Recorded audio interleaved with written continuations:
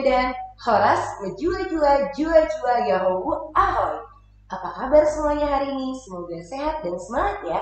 Hari ini kita kembali lagi bertemu di program Smart Talk bersama aku Sarapia Desideria Panjaitan, dan di sini aku nggak sendirian karena ada Bang Aulia Usama. Halo Bang Aulia. Halo, dengan saya Aulia.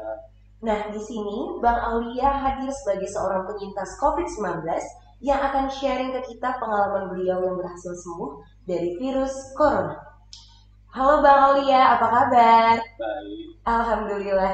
Bang, bisa nggak ceritain ke kita awal mulanya Abang terkena dan tertular virus corona?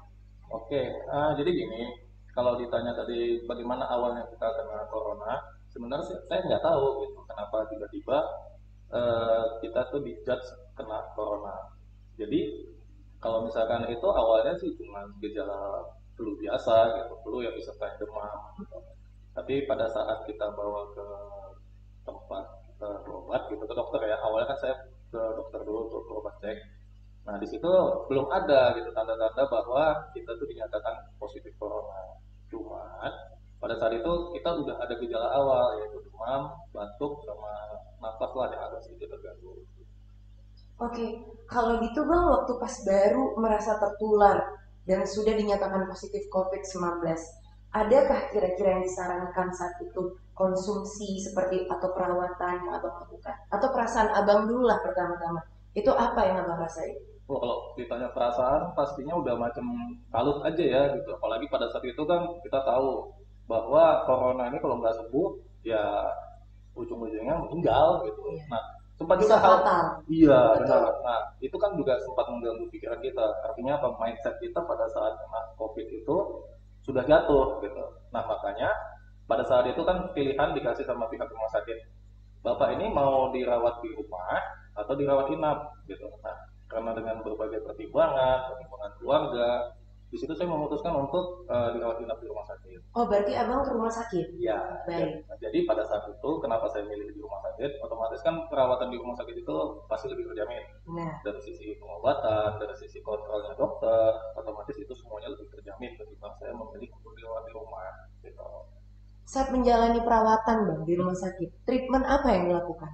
Nah, kalau treatment itu mulai dari protokol pertama kali kita dicek darah, habis itu kita dilakukan swab. Karena Swab kan swab test. itu kan harus dilakukan untuk lebih memastikan. Karena pada saat saya masuk lama di rumah sakit itu, modalnya itu hanya status rapid yang reaktif. Oke, Ya, hasil rapid test aja dulu. benar. Jadi pada saat rapid saya itu reaktif, dokter hanya bisa memastikan bahwa ada yang salah di dalam tubuh saya, tapi mereka tidak bisa memastikan apakah ini COVID atau bukan. Nah, makanya pada saat itu saya dirujuklah ke rumah sakit untuk mendapatkan treatment yang lebih daripada yang di awal. Nah, setelah saya di swab, barulah 1-2 hari kemudian saya dinyatakan positif. Nah, pada saat saya dinyatakan positif, pindahlah perawatan saya dari pasien umum menjadi pasien COVID-19. Nah, jadi di situ tadi yang kayak Mbak Sarah tanya, treatment apa yang dilakukan pada saat saya dinyatakan positif? Banyak Mbak. Gitu. Di antara lain itu obat. Pada saat saya kena virus corona itu, ada sekitar 7 atau 8 obat yang harus saya konsumsi selama 1 hari. Artinya apa? Pada saat itu kan belum ada obat virus yang tepat lah Benar. untuk mengobati corona. Jadi dokter itu memberikan saya suplemen yang pertama itu adalah vitamin. Kemudian mereka menjaga supaya tubuh saya tetap fit. Artinya gini, demam saya itu tidak boleh ada gitu. Kenapa? Oke. Karena menurut mereka kalau misalkan demam saya itu ada akan mempersulit untuk penyembuhan COVID-nya. Nah, Hmm. jadi mereka menjaga supaya tubuh saya itu tetap stabil. Gitu. Benar. Artinya apa? Pasokan obat demam itu setiap saat tetap saya konsumsi. Berarti diutamakan untuk daya tahan tubuh ya Bang? Benar, Mbak. Oke. Jadi selain obat demam, saya disuplai dengan multivitamin untuk menjaga daya tahan tubuh saya. Artinya mungkin menurut mereka untuk merangsang imunitas tubuh. Nah, kemudian saya ada dikasih konsumsi obat antivirus. Nah, pada saat itu saya tanya, dok, ini obat apa? Gitu. Oh, ini obat untuk antivirus. Nah, selama virus COVID ini kita belum temukan obatnya, saya dikasih obat pendekatan dengan antivirus terkait dengan SARS. Nah, mungkin dari sisi medis terkait dengan pernapasan mungkin bisalah mendekati ke antivirus SARS. Dan itu saya konsumsi selama 15 hari. Selama 15 kali. ya, selama Oke. 15 hari itu saya konsumsi full setiap hari. Dan berapa lama tuh Bang jangka waktunya selama Bang dirawat di Nah, rumah sakit? Kalau saya pengalaman pribadi, saya menghabiskan waktu sekitar 1 bulan, Mbak Sarah. 1 bulan. 1 bulan. Oke. Jadi kalau saya tanya ke dokter, itu semua tergantung kepada tubuh kita masing-masing.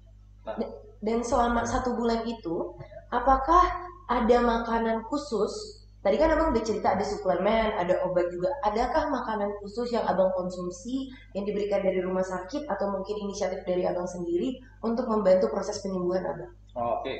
Terkait dengan makanan, sebetulnya si dokter membebaskan kepada kita. Tapi tidak boleh kita mengkonsumsi makanan yang bisa mengganggu jalannya pernapasan. Contohnya misalkan makanan yang terlalu berminyak. Sebenarnya sih standar rumah sakit itu ada, cuman mungkin treatmentnya masing-masing rumah sakit ke pasien itu bisa jadi berbeda-beda. Syukurnya pada saat saya dirawat di rumah sakit, itu treatmentnya itu lebih membuat pasien itu lebih nyaman. Jadi artinya apa? Makanan yang dikasih di rumah sakit itu wajib saya makan. Tapi saya dibebaskan untuk memilih suplemen tambahan.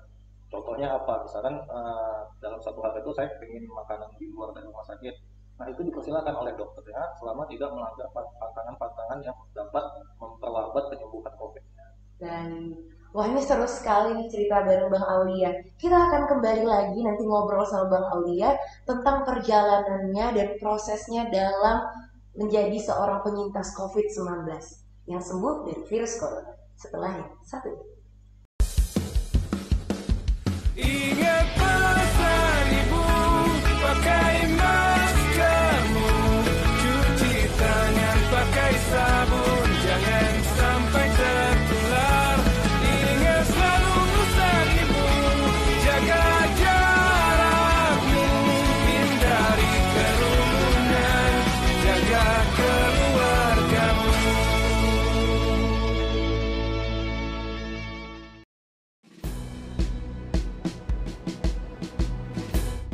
Jalani hari dengan 3 wajib, wajib iman, wajib aman, wajib imun. Berolahraga, riang gembira, mencegah kita jatuh sakit. Makanan bergizi tiap hari, tidur cukup itu pasti. Dan janganlah panik, berdoa tiada henti, wajib iman aman imun. Pakailah maskermu, jagalah jarakmu, cuci tanganmu selalu. Kita raih bahagia dengan iman aman imun, badan sehat bangsa kuat. Kita raih bahagia dengan iman aman imun, badan sehat bangsa kuat.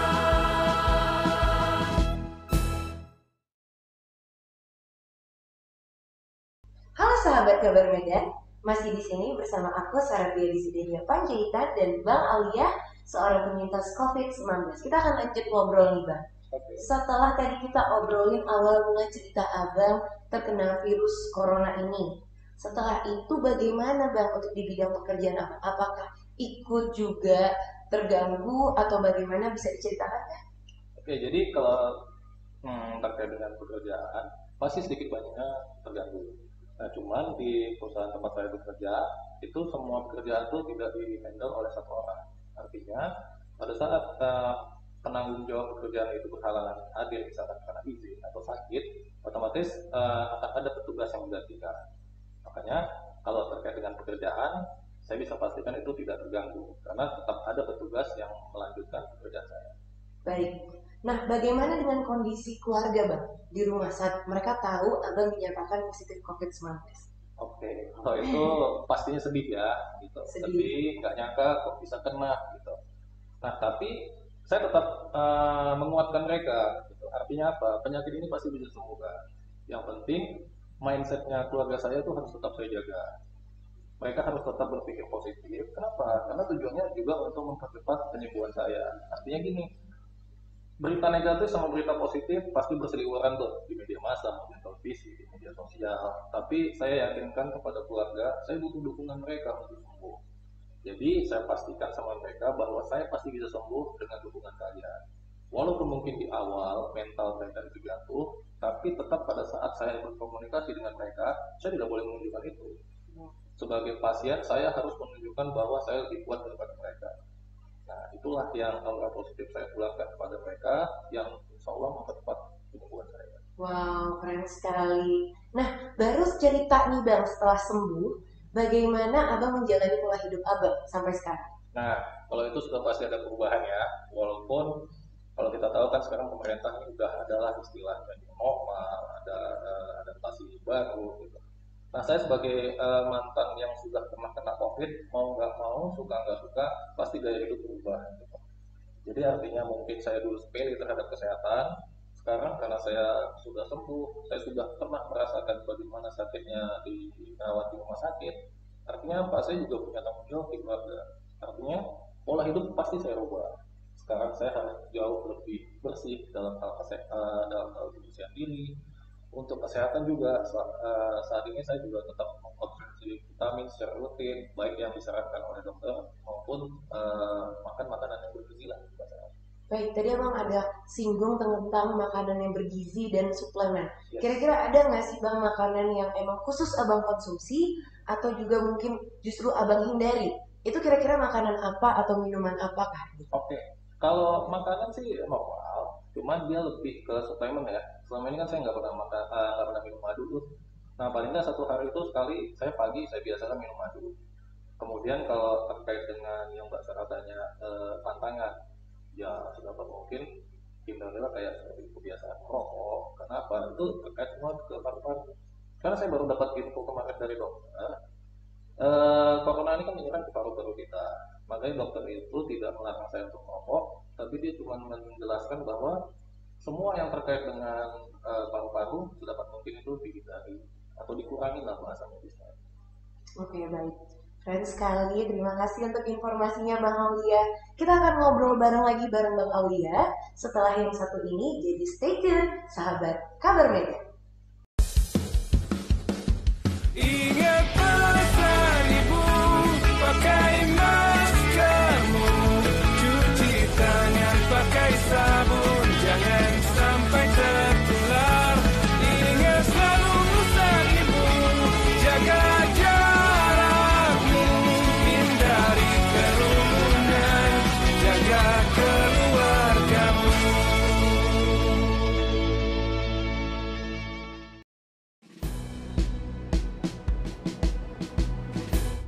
Jalani hari dengan 3 wajib, wajib iman, wajib aman, wajib imun.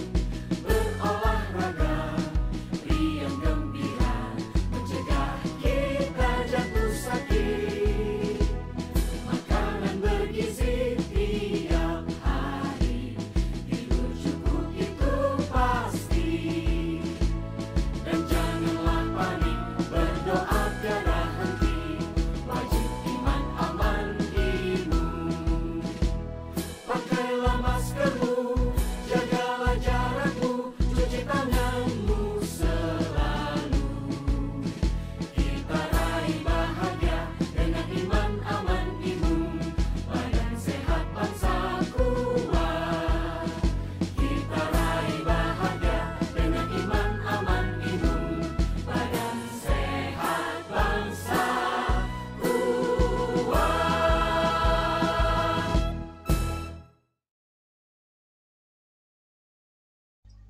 Halo sahabat Kabar Medan, masih di program Smart Talk bersama aku, Saravia Desideria Panjaitan, dan di sini ada Bang Aulia.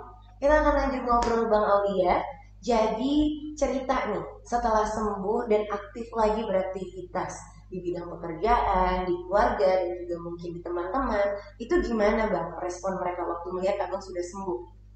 Oke, jadi pasti ada respon yang berbeda ya. Kalau keluarga udah pasti senang lah, gitu. Senang artinya udah dinyatakan sembuh. Walaupun pada saat saya pertama kali untuk kembali, itu kan memang ada anjuran dari medis, dari dokter saya sendiri juga sudah bilang, ini sudah sembuh. Artinya apa? Memang sudah dinyatakan negatif dari corona. Tapi ada kewajiban untuk melakukan isolasi mandiri. Pada saat dinyatakan sembuh, saya menyampaikan kepada keluarga bahwa saya sudah sembuh, tapi ada satu lagi kewajiban, yaitu adalah isolasi mandiri. Artinya apa? Selama masa isolasi mandiri itu kita lebih untuk memastikan ada nggak gejala turutan dari COVID itu. Apakah nanti dalam 15 hari itu di hari ke-10 atau di hari kesekian ada gejala batuk, ada demam, nah seperti itu. Makanya seluruh pasien itu memang diwajibkan untuk melakukan isolasi mandiri. Nah, kadang-kadang ada salah paham di dalam hal pengertian isolasi mandiri. Artinya apa? Pada saat disuruh isolasi mandiri itu harus keluar rumah. Nah itu juga yang saya khawatirkan. Makanya waktu itu dokter saya ketawa. Kak, yang saya bilang itu adalah isolasi mandiri. Saya nggak nyuruh bapak itu pulang. Silahkan aja pada misalkan bapak ada rezeki, misalnya bapak nginep di hotel, atau bapak ngekos gitu sama beberapa teman yang memang sudah dinyatakan negatif, bapak ngekos. Oh iya, gitu. Nah itulah yang saya sampaikan kepada keluarga. Saya sudah negatif, tapi saya harus melakukan isolasi mandiri selama Isolasi. 14, ya, 14 hari sesuai dengan prosedur. 18 hari ya Bang ya? 14 hari pacaran. Nah, itulah yang saya akhirnya memutuskan untuk melakukan isolasi mandiri, tapi tidak di rumah. Nah, keluarga tetap support gitu dalam hal isolasi mandiri. Nah, kemudian pada saat saya sudah selesai menjalankan isolasi mandiri, saya ngelapor. Otomatis kan saya wajib masuk kerja nih. Nah, seperti tadi pertanyaan Mbak Sarah kan. Terus reaksi teman-teman gimana? Reaksi teman-teman saya bisa membaca dari gestur. Ada yang memang welcome, tapi ada yang memang sedikit kekhawatiran. Nah, di situ saya iya benar. Nah, disitulah saya memastikan sama teman-teman saya yang ada, saya sudah sembuh gitu. Kalian nggak perlu takut sama saya. Kenapa? Saya sudah mengantongi sertifikat sembuh yang dikeluarkan dari pihak rumah sakit. Artinya apa? Saya memang sudah 100% sembuh. Nah, kalau misalkanlah kalian mau menjauhi saya, nah itu silahkan aja. Tidak ada jadi masalah sama saya. Yang penting saya sudah sembuh dan saya akan menjaga kalian dengan cara apa? Gitu. Saya akan memproteksi diri saya supaya apa? Supaya kalian juga tidak tertular. Sekaligus saya juga mengedukasi mereka. Gitu. Baik, jadi kan tadi kita udah cerita bahwa itu respon dari teman-temannya Abang, Iya. ada juga respon dari keluarga. Iya. Itu kan sebenarnya bagian dari masyarakat. Nah, sedangkan isu-isu tentang COVID-19 ini masih banyak masyarakat yang nggak percaya sama sekali bahkan keberadaan COVID-19 ini. Menurut Abang gimana tuh untuk masyarakat-masyarakat yang belum percaya tentang kehadiran COVID-19? Ya, kalau ditanya saya juga termasuk di awal-awal yang nggak percaya. Gitu. Apa sih COVID ini? Gitu. Nah, saya coba-coba cari sebelum saya dinyatakan positif, saya cari informasi gitu. Dari media-media yang terpercaya lah, kan banyak itu yang berseliweran di media-media terpercaya. Nah, pada saat itu saya pikir ini COVID ini penyakit ringan. Nah, sampailah pada saat saya dinyatakan pasien COVID. Nah, di situ pola pikir saya sudah mulai berubah. Ternyata memang COVID ini ada. Nah, cuman kadang-kadang pemahaman masyarakat tentang COVID ini yang perlu memang sebaiknya dilakukanlah sering-sering sosialisasi. Artinya apa? COVID ini bisa dibilang 99% kalau menurut pribadi saya itu bisa sembuh. Tapi dengan catatan cepat penanganannya. Kenapa? Karena kalau misalkan sudah terlambat, tempat dia sudah menginfeksi sebagian besar paru-paru, bisa jadi itu yang terlambat. Tapi kalau saya cepat diketahui bahwa memang sudah ada ciri-ciri awal dan penanganannya cepat dan tepat, insya Allah 99% saya yakin sembuh. Buktinya kan di media sekarang kan lebih banyak pasien yang sembuh ketimbang yang ini kan. Baik, jadi kalau seandainya tadi obrolin masalah kepercayaan masyarakat tentang adanya COVID atau tidak, itu memang ada lah ya Bang? Pasti Pasti Pasti ada. Virus ada. COVID-19 itu sampai ada. sekarang saya bisa memastikan bahwa sebagian masyarakat masih anggap sepele gitu, Benar. dengan COVID ini. Ya, artinya kita bisa lihat keseharian, nggak usah kita jauh-jauh. Kita lihat aja keseharian di lingkungan kita. Seberapa banyak sih masyarakat yang sadar untuk melindungi, setidaknya melindungi dia dan keluarganya. Dan melakukan protokol kesehatan. Nah, iya. Nah, kalau ngomongin protokol kesehatan, menurut Abang seberapa penting sih Bang untuk mematuhi protokol kesehatan itu? Nah, sekarang kita sebaiknya bekerja sama lah. At least patuhi dengan protokol kesehatan. Tujuannya apa? Untuk melindungi, minimal melindungi diri kita sendiri dan orang yang kita sayangi. Dengan patuhnya kita terhadap protokol kesehatan seperti menggunakan masker atau kalau dulu istilahnya social distancing, sekarang kan udah physical distancing. Artinya apa? Menjaga jarak antara satu orang dengan yang lain itu sudah membantu penyebaran virus ini. Kemudian mungkin membiasakanlah kita cuci tangan sebelum melakukan sesuatu. Itu kan bukan suatu kebiasaan yang buruk ya, malah justru suatu kebiasaan yang baik. Iya benar. Nah, kalau kita tadi udah ngobrolin tentang protokol kesehatan, dalam pelaksanaan protokol kesehatan ini terkhususnya di Kota Medan tercinta kita ini, Bang. Menurut Abang, bagaimana pelaksanaan protokol kesehatan di Kota Medan ini? Saya rasa kalau misalkan pelaksanaan protokol kesehatan di Medan itu baik, karena ada memang razia masker lah gitu. Pastinya yang kita lihat karena memang penerapan protokol kesehatan di Medan ini masih kurang, makanya pemerintah bertindak tegas dengan apa contohnya ya, melakukan razia minimal razia penggunaan masker. Dan seperti kita ketahui kalau nggak salah saya menurut info pasien COVID-19 di Sumatera Utara sendiri sudah mencapai 12 ribuan gitu. Nah Medan sendiri informasinya udah sampai 6.500. Artinya apa? Separuh lebih dari penderita COVID di Sumatera Utara itu adalah warga Kota Medan. Warga Kota Medan ya? Iya. Nah, dan satu lagi seperti yang saya sampaikan di awal tadi, kita semuanya nggak ada yang tahu gitu. Apakah kita positif? Nggak tahu kita. Apakah kita reaktif juga Apakah kan? kita reaktif? Apakah kita carrier? Benar. Nah, yang kita khawatirkan adalah pada saat kita merasa diri kita sehat, ternyata di dalam tubuh kita itu kita sudah sebagai carrier. Nah, apa kita nggak sayang sama keluarga kita? Kan kembali ujung-ujung ke situ. Wow, keren sekali. Jadi ini Bang, tadi kita udah sharing banyak sekali dari awal pengalaman Abang terkena virus COVID-19 sampai treatment apa yang dilakukan, suplemen makanan dan juga minuman yang dikonsumsi, bahkan sampai keadaan dari respon keluarga Abang, respon teman-teman dan masyarakat di sekitar. Nah, aku pengen minta nih Bang, pesan khusus terutama untuk sahabat Kabar Medan, kira-kira apa sih Bang yang harus dilakukan sebagai masyarakat Kota Medan dalam menghadapi pandemi COVID-19 ini dari Abang selaku penyintas COVID-19 yang sudah sembuh dari virus corona? Oke, saya bisa pastikan tidak ada yang mau kena COVID.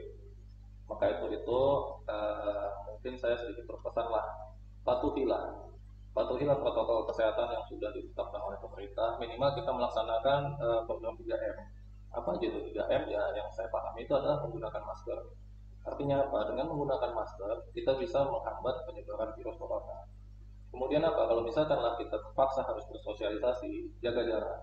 Dengan menjaga jarak sekitar 1 atau 1,5 meter, artinya apa? Kita memperkecil kemungkinan peluang penyebaran virus corona itu.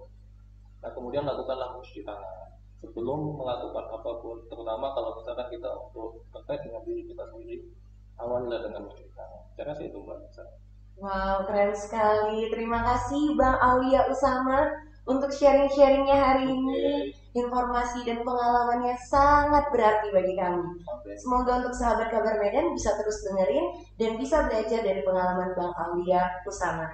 Terima kasih Bang Aulia atas sharingnya. Semoga kita berjumpa lagi di Smart Talk edisi selanjutnya. Saya Sarah Pia Desideria Panjaitan dan Bang Aulia Usama. Kami undur diri.